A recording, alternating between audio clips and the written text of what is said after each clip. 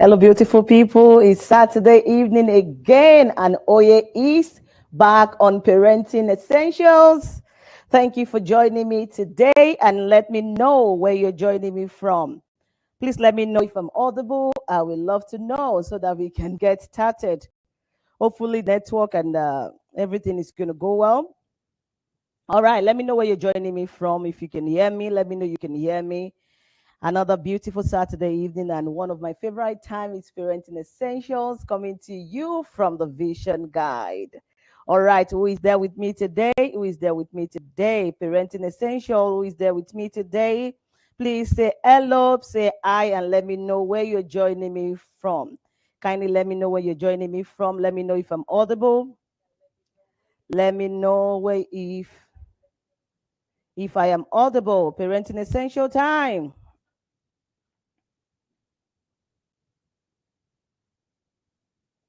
All right, today I'm talking about why children misbehave. We're just going to be talking in that line because it's quite a lot of questions that's around that area. And today I've decided I'm going to be talking about it. So, but I need to know if I am clear enough and I am audible.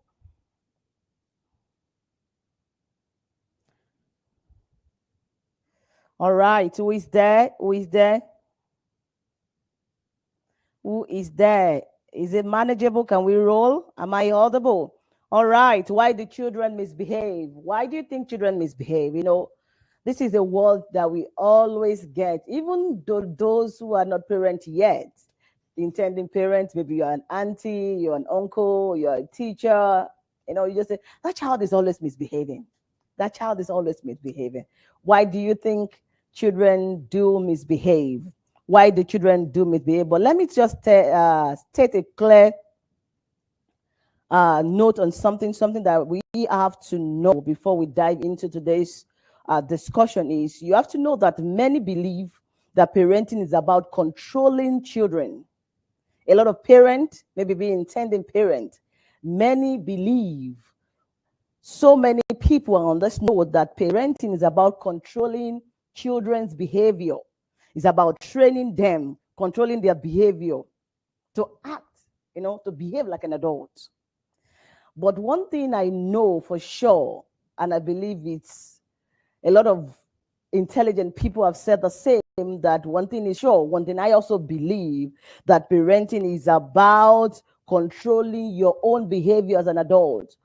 Parenting is about you behaving as an adult, you being the adult that you are, not you trying to change a child to become an adult. I think if we are all on the same page, it's going to be very easier for you to understand what we're going to be talking about. It's going to be very easier for us to be on the same page on this journey today.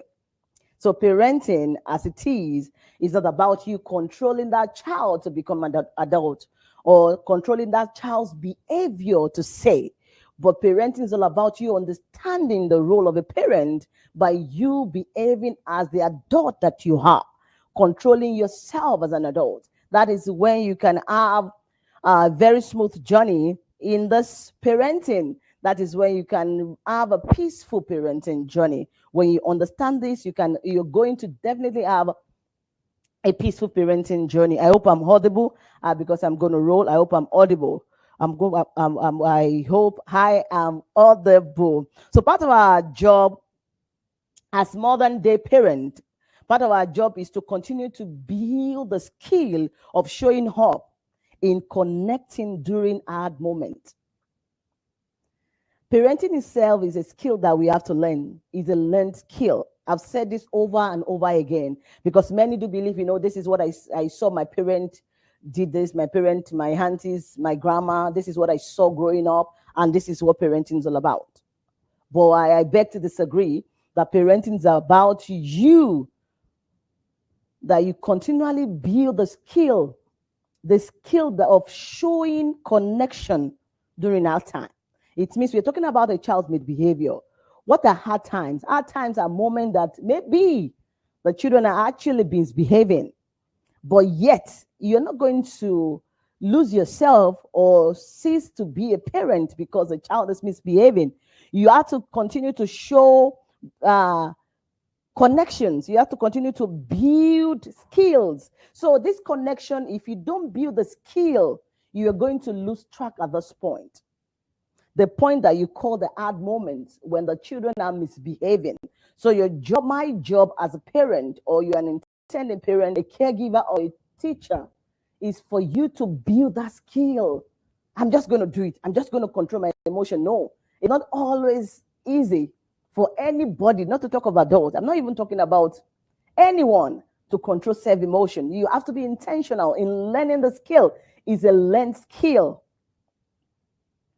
Self-regulation, self-emotional, to control emotion, impulse control, they are skills. And some of these skills, why a lot of adults are struggling with it, is because it was a missed skill as a child, or a skill that wasn't mastered.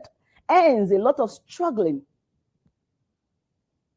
as adult in the parenting. So I want this note to be clear enough as we roll today. I want us to be on this clear note. So when you notice that your temperature is rising as a parent, maybe because the child is pressing your button, and you notice that your temperature is rising, your emotions are just everywhere, they are running, and you catch yourself about to react.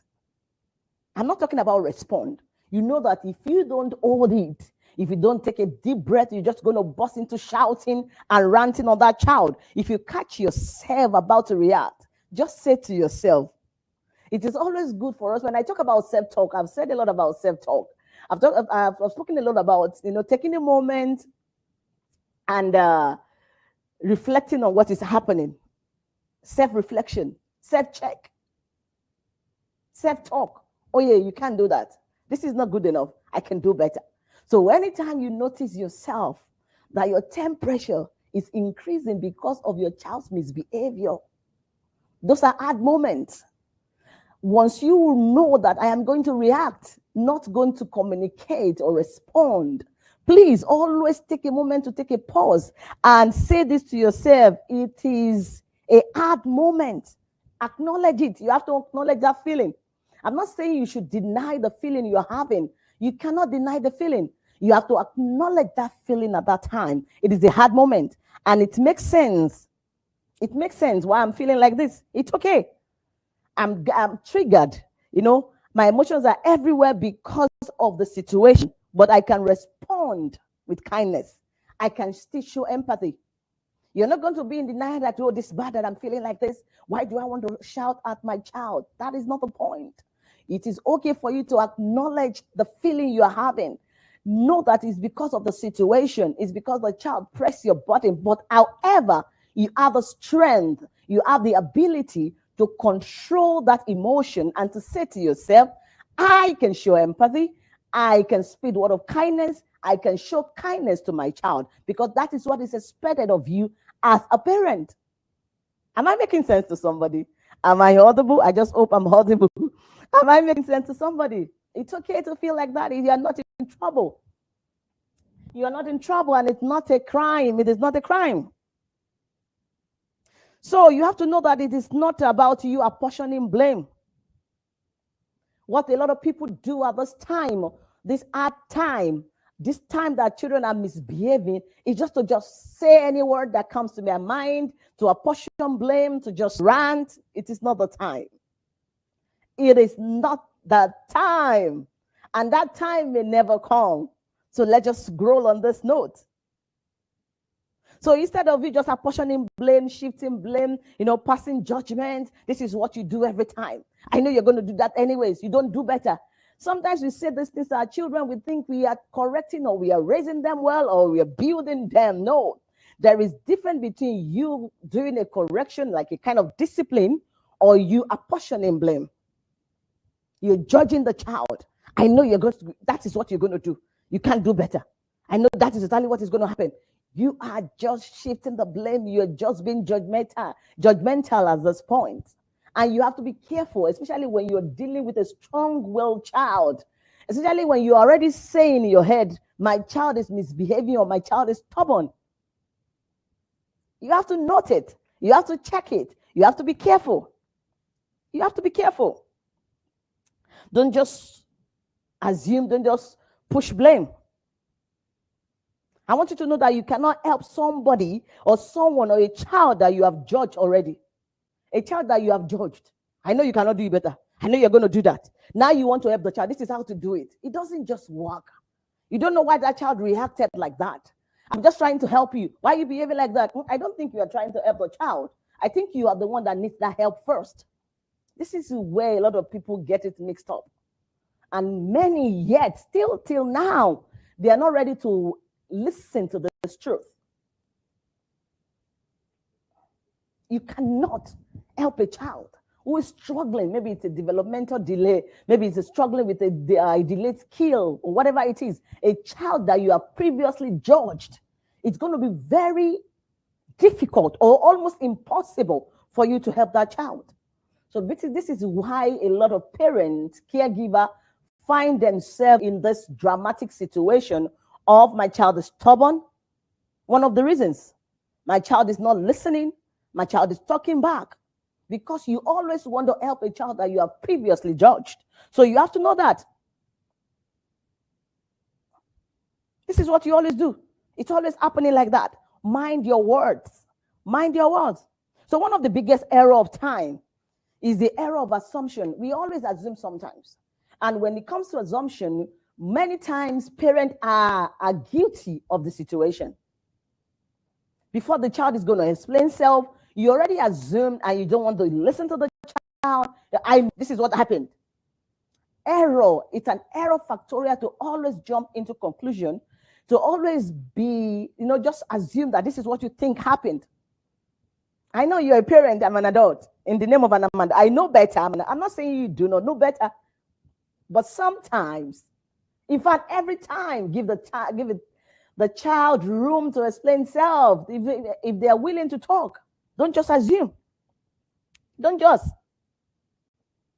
So some adults are actually complaining about their child talking back. When you're doing this, when you're doing that, you complain about everything. You complain about everything. Yet you assume everything. Can you please start to do self-check today? Just think, am I in this class? Is this what I do? If you don't know all these things, you might not be able to find the solution you're looking for. If you are not being sincere to yourself in this journey, it might be difficult for you to find yourself. Is anybody there? Are you hearing me? It might be so difficult for you to find the solution, the perfect one that you're actually looking for. So there is nothing that is compared to when you are teaching a child and you're teaching with what the child can see. So my question to you this moment is, what are you modeling? You're saying the child is talking back at you. The child is responding with a loud voice, but how do you talk to this child? What do you do in the presence of this child with your spouse?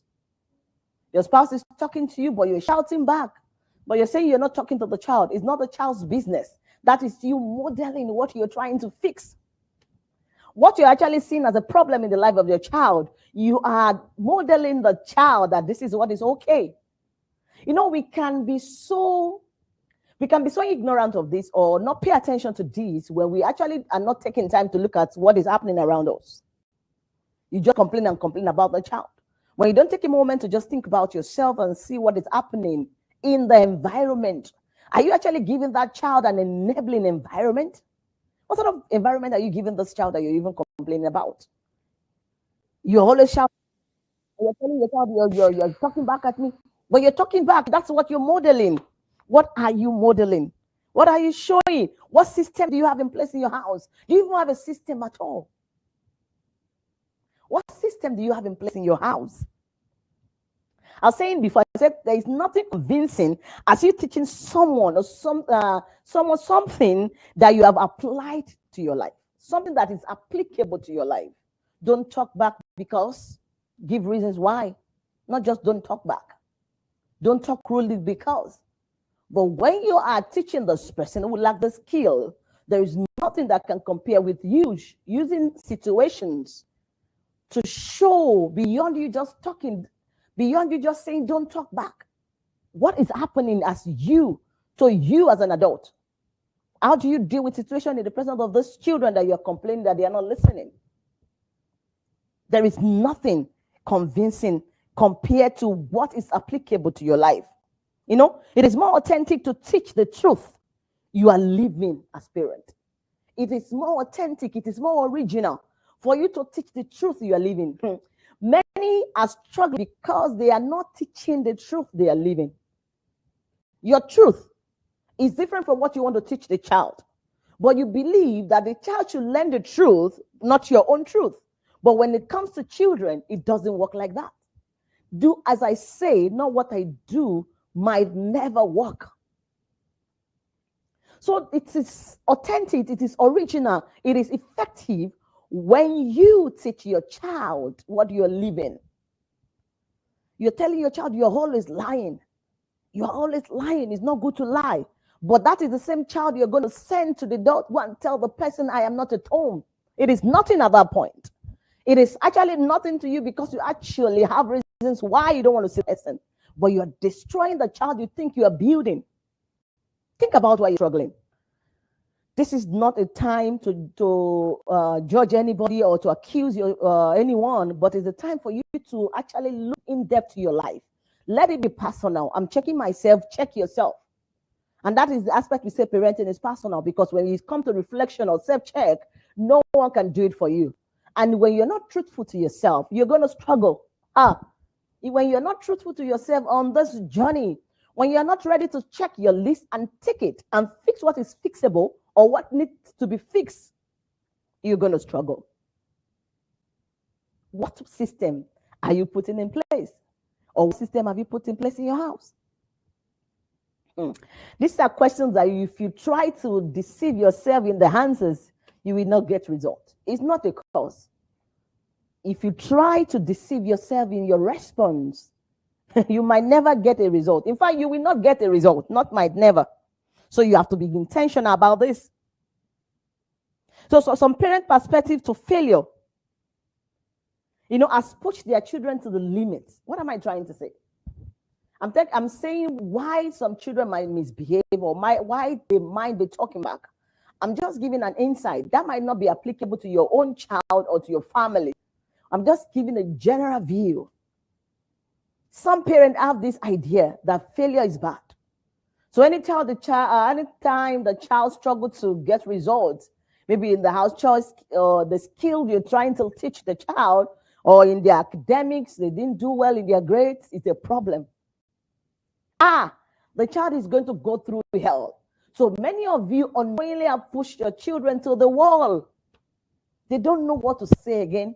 They don't actually know what to think again. They don't even think they can actually do it at this point, because what they ask, as much as they're trying, mommy and daddy are not even seeing it. Auntie is not seeing it. The teacher is not seeing it. So you push them to the wall. They say, okay, even if I try, I can't do it. Even if I make effort, it's not still going to be good enough. They just look at you, okay, I'm not doing it. I don't want to do. Okay, if they do what you want them to, they are tired. I'm the parent, I'm the teacher, I'm your auntie. It gets to a limit that the child is going to turn back at you and tell you, I don't want to do my homework, because you have given them the idea that they are not good enough. And why are you doing this unknowingly to you that this is what you're doing? Because of your perspective to failure. Because you think failure is not part of life. You think failure is not unheard of. So you push them to the point of complaining, push them to the point of nagging at you. There's nothing the child is going to do that is good enough. There's nothing the child will do that is enough. In the name of you are just being intentional. In the name of I don't want to spoil my child. In the name of I don't take nonsense. You better be careful. So that the nonsense you're not trying to take will now wrap you up at later stage. I am not saying take nonsense, but don't say I do not take nonsense and end up wrapping up a huge nonsense in future. Failure is part of life. And these are the things you have to start saying to yourself and thinking about it and letting your children be aware that is not the end of life. There must not be no mistake. No grade, their school grade, everything must be perfect.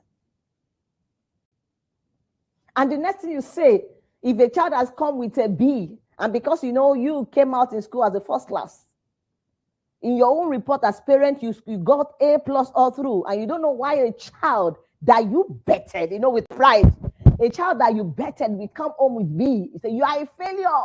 I am your mother. I never came with A, only A+. You better just relax. You see, my problem here, or my point, or my issue is not you giving yourself a blood pressure. My concern is this growing glory, that child that you want to destroy. Am I saying take academics with levity? That is not what I'm saying. But I'm just telling you that you get the required skills so that you don't keep complaining that your child is misbehaving. You're a failure. You're a failure. That is what you say. A child has come with B. It's okay for you to encourage the child to work more so that they can get to the point that you think is better for them. The child can tell you, why do I need A anyways? I don't want to go to the point of why today or how. That's not where we're going to today. Even if you feel the child should bring A+ home for you, there are ways to go about it. There are ways to go about it. And you have to learn the way so that you don't destroy what you think you're building. Many are destroying what they're actually building without them being aware. You're destroying. Be careful. And I want you to know that nobody is a failure. Be it you in your business, the child that didn't come home with good grade, the child that was trying to do dishes, and they just broke it today. The kitchen is like a river Nile because they're trying to learn the skill of washing dishes. Nobody is a failure. Nobody. What happened with failures that happen to us is we grow through it. Everyone. That is going to give them the avenue to have opportunity to do it better. Failure is nothing. We can only learn when we fail. We can only try to do things better because we have previously failed.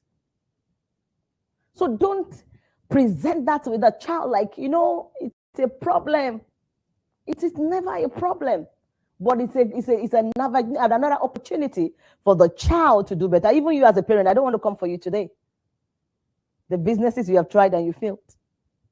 Who called you a failure? You learned how not to do that same thing again. You've learned better. And that is exactly what the child is going to go through to learn. So don't let the child feel, you have to just run out of this word because the word failure is not in this house. I understand.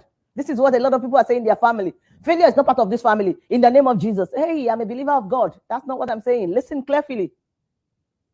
Failure is part of it. We are going to learn how not to do it again. We are going to learn. We are not going to go to this way because that way is bumpy. We are going to know what is better for us because we have seen the ugly side. In your relationship, in everything we do, we learn through our failures. So I'm not saying, we are just being positive here. Oh, I don't understand what these coaches are saying. They now say we should not be celebrating failure. Nobody asks you to celebrate failure. But note that it's a way of learning. That's what I'm saying, if that makes sense to you. But if you're boiling as I'm talking, you have work to do. If what I'm saying now is just getting you upset, what is he saying? Please check yourself, because if you don't do the work you need to do on you, you're going to destroy your child. We learn how to improve. So let's talk about why children misbehave. I started talking about it, but let me just give few points. Why do you think children misbehave? Who is there? Why do children misbehave? Let's talk about why children misbehave. Auntie T, I cited there. Okay. I can see you there, Auntie T. Stabella, I see you there. Thank you for joining me. I just hope I'm audible enough. Why do you think children misbehave? Let's talk about why children misbehave. Why do you think children misbehave? It's okay to drop your question, your concern, your contribution. Hopefully, I will try and get back to the comment section because it's kind of tough to always see the comment section, but it's okay. Just drop your concern, your contribution, and your questions. I will try as much as possible to read them out and answer them. So let's talk about why children misbehave and why do you think they talk back? They misbehave. They just say, no, I don't want to do that. Maybe let's talk about early school years. You see most of them, they just bang their leg. No.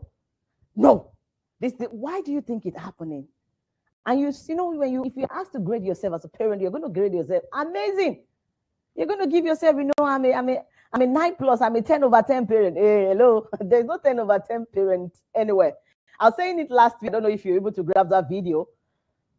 That, we should get the idea of a perfect parent out of our head, and we should embrace the idea of a good enough parenting. Good enough parenting. But if you're saying, I'm a perfect parent, no mistake, nothing, you're just going to give yourself unnecessary blood pressure, and you might end up destroying your child. I cannot overemphasize that. Okay, there are quite a lot of reasons why children misbehave, and there are quite a lot of misbehavior. I will try to see if I can break them down, and definitely I can continue this next week. Why? Various reasons, and some of these reasons are something that we actually overlook. We think they're nothing. Why? That is why they're children, and you're an adult. It's called the childhood, not adulthood. Stop allowing us. Stop making them to grow fast. You want them to just grow quickly. Why? So it is important for you to understand the underlying cause, understand the underlying issue, what is happening. Maybe it's a new behavior that you noticed. Maybe your child wasn't doing that before. The first job is to understand the why. Why? What exactly might be the cause of this issue? What could be the reason why? My child doesn't behave like this. It doesn't just go cranky when you go and do dishes. It doesn't just bump the leg. Your job now as a caregiver, the parent, the teacher, whatever you are to the child, is to understand the why. Find out. It might not be so easy. And finding out the why might not just asking, and what happened to you? Because the child might never be able to explain sometimes. And sometimes, even if they know what is happening, they might not want to tell you. So your job is to find out. You're asking me why. Anyhow, find it out. That's your job. So you have to know that, every misbehavior is a cry for help. If there's anything you are going to take home today, just hold this to your hands. That every cry, every misbehavior is an heavy cry for help. Be it little misbehavior, be it big behavior, be it talking back at you, be it banging the leg, be it banging the door, be it just saying, no, mommy, no, daddy. Whatever you think or you see that is a misbehavior, it's a cry for help. The child is in need of help. What help? Your job.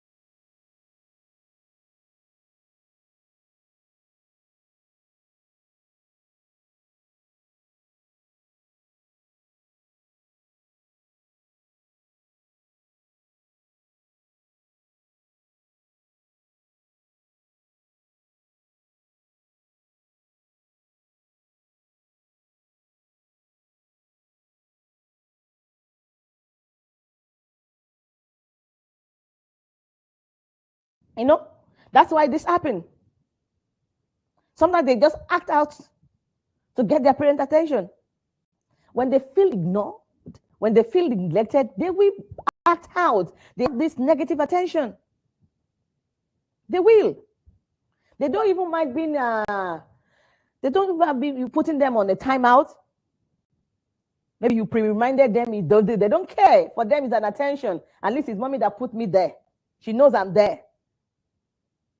They are happy with that. Because for them, attention is attention. What can you do in this case? When a child is just, seeking attention because they feel they are neglected. So your job now is to give positive attention. Don't wait for the child to give you negative attention that you are now going to target misbehavior. When the child is the one seeking for attention by all means from you, that is when you see it as being misbehaved. You see it as misbehavior. So do not wait for that to happen. You give your child a positive attention. How can you give a positive attention? Just ensure you spend quality time with your child. Ensure you spend quality time with your child. You know, praise them when they do something good. That is positive attention. The child is struggling with a particular, but when they take step or when they do other things right, acknowledge it. Tell them they're doing good. Let them know you see the good deeds. That is giving them positive attention. But when you're always catching them with the negative attention, negative things they're doing, you are going to force them to seek for negative attention. When all you do is to catch them when they are wrong, you're going to push them to the wall to now seek intentionally for the negative attention. So don't wait. That is the solution. Be the parent that you are. Be the caregiver that you have. Be the adult that you have. By seeking, using every moment to build that positive attention that the child is yearning for. Now, when you do this, it's going to reduce their need to seek attention through negative means. When you're already doing this every time, when they see new mommy, new daddy, new caregiver, it's going to start reducing the need for them to seek for attention through negative means. But don't forget that it's not going to be a magic. It's not going to be automatic. It's going to be a gradual process because a message has been passed to their brain at those points that I need to misbehave. I need to just cry. I need to rant. So it's going to be fading off gradually. It will be a fading off process gradually. Some of them, they seek for attention. They talk back. They misbehave because they are testing boundaries. This will be the last one for today, and I will continue next week. They're actually testing boundaries. I'm still going to be answering the questions that I posted today, but I just want to lay this foundation so that we can all be on the same page. Some of them actually are misbehaving. They are talking back because they are testing boundaries. And when it comes to testing boundaries, it's a stage. It's a stage. So it's quite normal. But why a lot of parents struggle with this is because they lack the skill that is required for that particular stage. So when we say parenting is a journey, or you grow along as your children grows, they don't understand what we say, but these are the point that is being that point is referring to. You had a little boy. Now the boy is a teenager. Now you didn't get the skill on how to deal with a teenager. Now you're struggling and say, yeah, because you became a teenager, you're not very rude. You're not like this before. Now it's not like that. That was a child. Now you're dealing with a teenager. So stop telling your child you were not like this before. I don't know what came over you. Nothing came over the child. Just that you lack the skill for that stage. And all you need to do is to get the skill that you lack. It is not a problem. Don't make it all about the child. It's about you. Get to work. I know there are quite a lot of things that a lot of people don't like to hear. Like, they're just blaming us. They are sounding as if they know everything. They are doing that. You're on your own. On your own. So one of the reasons they do this is testing boundaries. Why did this happen? Children grow. I've said that. They grow, they like to test boundaries. They like to test the limits. They want to understand what they can and what they cannot. Especially when they get to adolescent stage. Some of them really want to see, is this okay? Am I allowed to do this? Am I big enough to do that? So they are testing boundaries. Don't forget, they are meeting people. Their friends are sharing ideas of what they're doing in their own house, but that might not be in line with your own family values. So they come home and try to test to see if it is okay, if they can or they cannot. So that is quite okay. They want to see how much control they have. They want to see how much control they can take around the house. And that does not make the child a bad child. It shows the child is growing. It's a stage. Stop making it up the child. You get to work. I'm just going to stop now. Get to work. How do you get to work on this note? You have to set a clear boundaries again. You might have set boundaries when they were infant, little, early years. Now is another time to set a clear boundary. Set clear boundaries. Clearly communicate what behavior is expected of them. Many times we assume that they know, but you are 13 years, you're supposed to know. Sorry, he or she does not know. How come you don't know you are going to clean up after yourself? Now that you know the child doesn't know, your job is to say, after you do this, you clean up after yourself. Stop the assumption. Because you think it's a teenager, they are supposed to know. And that is why a lot of people get into trouble. You should know. Know what? Your job is to teach. But isn't that silly? I need to tell my child things that you didn't start from when they were 2-3 years to clean up after themselves. Now you just want to think they should know? No. Some of these things you actually taught them, but along the line something happened. You started breaking the rules in your house and they left out on what you stand for as family. Your job is to teach it again. Don't say you're supposed to know. No way. You are supposed to teach as a parent and caregiver. Can I say that? They are not supposed to know. You're supposed to teach them to know. If that makes sense to you. So you have to make sure that you communicate effectively, clear boundaries, clear expectation, age-appropriate information must be given at this point. Let them know what is acceptable. And don't forget, it must be with calm voice, calm face, and calm body. But coach, this is exactly what I'm telling my child. I'm telling my child, you have to do this, but the child is not listening. What else will I do? You are not telling, you're fighting the child. There is difference between you communicating effectively and just pouring out and reacting. What you do, and you're struggling with that child, is you react. And you always wait for the event to reoccur before you teach. When you're waiting for the event to reoccur, teaching might not be possible. But look for a teachable moment, a calm when the child is calm. It might be during your family time, you're watching movies or anything. Seek teachable moment and say, let them know why this is it. And don't make it about them. Just make it about everybody. And why a lot of us struggle is because when we set rules, the rule for one is not for all. You set rules, clean after yourself. But because you think you are parent, you are principality and power, you will stand up, not clean after yourself. And you're saying, didn't you see that I finished from here? I'm not saying don't raise responsible kids. How do we deal with adults that are thinking, I don't want to come for you? You have to get the rule on board, and rule for one is rule for all. What is not done in your house is not done in your house. That is it. Not because you are now the parent, you feel it's okay to do it. If you don't watch movies during dinner time or during dining time or on the tiny table, it's okay. Not because now everybody, you are busy and you're now eating. And the kids maybe now you want to take your phone and watch Netflix. You're breaking the rule. Sorry guys, I'm going to break the rule today. I'm very tired. Now you now serve yourself at the table. It doesn't work like that when it comes to visionary parenting, intentionality, whatever you call it. Or I'm just going to stop. Who is there with me? I'm going to continue this. So I'm stopping on the note of testing boundaries. I've mentioned the solution, what you can do. So I'm just going to go through this next week and answer a few questions next week, hopefully. So we're just going to take this easy, as slow as we can. And let me know if you have a question regarding this. I can see Coach Modupe there on Vision Guide. Thank you for joining me. Adeoluwanimi Samuel Olukon, thank you for joining me on Vision Guide. All right, let me know if there's any question you want me to contribute. You're making sense. You're audible, Coach. Thank you, Coach Modupe.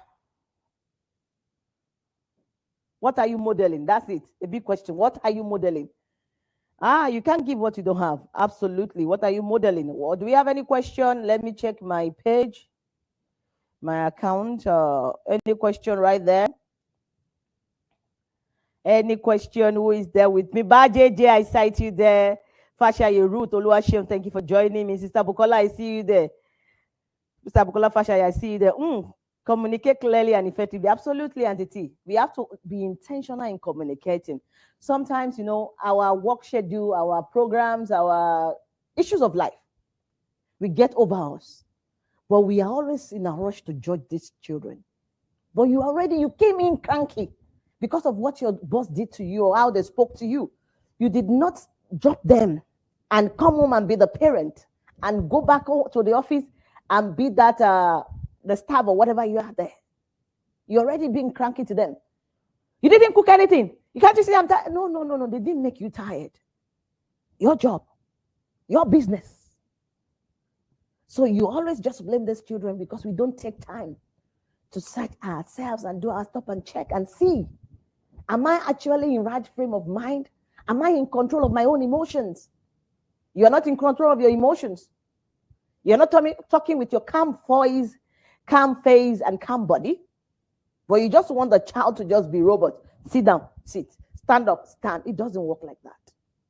It doesn't work like that. So take a moment, do a self-reflection. I am going to come back next week and we're going to talk about this. You can send in any of your questions and I'm going to try as much as possible to address it. You can send in your question on teenagers or any age group at all. Early years, how do you want to track them? I've done a series years back, I think about 2 years ago, on how you can track. I think about 2-3 years ago, I did a full series almost about 2 months on how you can track your child early enough in life. And I have a comprehensive video on YouTube also on how you can know your child early enough before the age of 1. And that video is over 1 hour on YouTube. So if you're an intending parent, please don't wait. Why a lot of people are struggling is because they are waiting.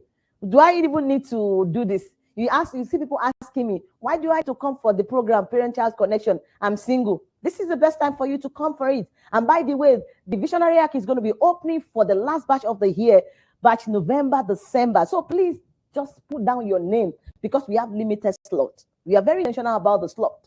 It's not about crowd, so that we can attend to individual challenges. Why do I need to do this now? Why do I need to go for ladies singles? There is no brother. This is the time to discover you first. Reparenting yourself is a must before you can parent appropriately. Can I say that again? You reparenting yourself, it's a must. It is not negotiable before you can parent somebody else. Why we struggle many times is because we have not taken time to reparent ourselves. We are just with the ideology of how my parent taught me in 1970. I'm not being rude for the old generation. Those who were born in 1970s, 80s, 60s, early 80s. But please, it's time to learn. It's a different time. It's a different age. Things are happening. And if you're not smart enough, if you're not skillful enough, you might lose your growing glory. And I believe nobody wants to lose their children. So get to work. Get to work. Get to work. Oh, thank you again, everyone, for joining me today. So if you're just seeing my face for the very first day, my name is called Oyelayo. But you can call me Oye for short, and I am your parenting coach. This is called the Parenting Essential. It's coming to you from the Vision Guide, coming to you every Saturday evening. And, I just love this time where we sit down and share ideas and talk about essential parenting that is going to remind us of what we know or what we don't know. And here we hold them together to remind ourselves, being intentional, and carrying the vision jealously. As we go, don't forget that I always say that parenting must be intentional. Intentionality is not negotiable. Parenting must be purposeful. Parenting must be full of vision. And this vision we're talking about is what is going to guide you jealously throughout this journey. It's going to guide you when you miss road. It's going to guide you when you are lost. It's going to guide you when you're on the track, because we say only the vision guides. Bye-bye, and God bless you. Stay blessed. See you again. God bless you.